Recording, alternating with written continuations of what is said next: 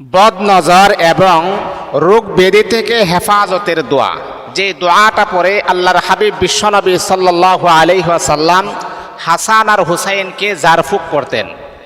আল্লাহ পাক এই দোয়াটা যদি কোনো মানুষ, ছোট বাচ্চাদের যদি কোনো বদ নজর লাগে, বদ নজর এতটাই খারাপ, কারণ মানুষের নজর এতটাই খারাপ, একটা ফুটন্ত গোলাপের মতো ছোট্ট বাচ্চা, শিশু বাচ্চা, চেহারাটা এতটাই সুন্দর, যদি কোনো ব্যক্তির বদ নজর লেগে যায় তাহলে এই ফুটন্ত গোলাপের মতো ছোট বাচ্চার কিউট চেহারাটা সাথে সাথে ধ্বংস হয়ে যায়, সে কঙ্কালের মতো হয়ে যায়।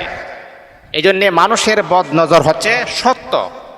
এই বদ নজর থেকে বাঁচার জন্যে আমার আপনার নবী তার আদরের দুই নাতি হাসান আর হুসাইন, তাদেরকে আল্লাহর হাবিব জারফুক করতেন। যে আয়াত, যে দোয়াটা পড়ে, সেই দোয়াটা পড়ে যদি আপনিও আপনার বাচ্চাকে ফু দিতে পারেন, আল্লাহ পাক রব্বুল আলামিন মানুষের বদ নজর থেকে আপনার সন্তানকে আমার আল্লাহ কুদরতিভাবে হেফাজত করবেন। তাহলে এই দোয়াটা কি? দোয়াটি হচ্ছে আউযু বিকালিমাতিল্লাহি তাম্মাহ মিন কুল্লি শাইতানিন ওয়া হাম্মাহ ওয়া মিন কুল্লি আইনিন লাম্মাহ। এই দোয়াটা পরে আপনি আপনার সন্তানের চেহারার মাঝে ফু দিবেন।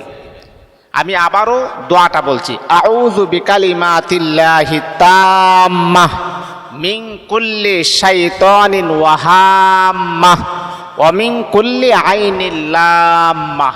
এইভাবে আপনি 3 বার, 5 বার, 7 বার যতটুকু পারেন পরে আপনি আপনার সন্তানকে আপনি জারফুক করবেন, ফু দিবেন। আল্লাহ পাক রব্বুল আলামিন মানুষের বদ নজর থেকে আমার আল্লাহ আপনার সন্তানকে কুদরতিভাবে হেফাজত করবেন।